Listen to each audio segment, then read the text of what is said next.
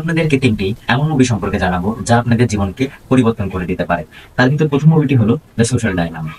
Social media মানুষের জীবনে কতটি গুরুত্বপূর্ণ ভূমিকা পালন করতে পারে তাই দেখানো হয়েছে এই মুভিতে। মূলত ফেসবুক, ইউটিউবের অভ্যন্তরে যারা কাজ করে তারা জানিয়েছে কিভাবে সোশ্যাল মিডিয়া কোম্পানিগুলো মানুষের উপর নজর রাখছে, মানুষের জীবনকে দেখছে, কোথায় যাচ্ছে, কি খাচ্ছে, খাদ্য অভ্যাস, চলাফেরার অভ্যাস সবকিছু সম্পর্কে তারা অবগত আছে।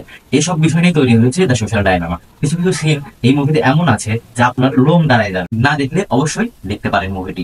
দ্বিতীয় মুভিটি হলো ওকজা। এটি একটি মেয়ের কাহিনী যার কাছে একজন এলিয়েন প্রাণী চলে আসে। যেহেতু প্রাণীটি এলিয়েন এবং অনেক দামি, তাই কিছু প্রাইভেট কোম্পানি তার পেছনে ছুটে যায়, তাকে অপহরণ করে।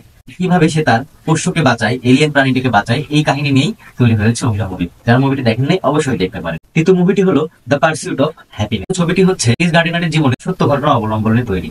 কিভাবে উনি রাস্তায় ঘুমানো থেকে মাল্টি মিলিয়ন ডলার কোম্পানির মালিক হয়ে গিয়েছে, এই নিয়ে তৈরি হয়েছে দ্য পার্সিউট অফ হ্যাপিনেস। সুখ, দুঃখ সবকিছু মানুষের জীবনে যে কিভাবে আসতে পারে এটাই এই মুভি দেখলে বুঝতে পারবেন। এবং মুভিটি আপনাকে কখনোই হতাশ হতে দিবে না, জীবনের যে কোনো পরিস্থিতিতে আপনাকে মোটিভেট করে রাখবে। অবশ্যই মুভিটি দেখবেন।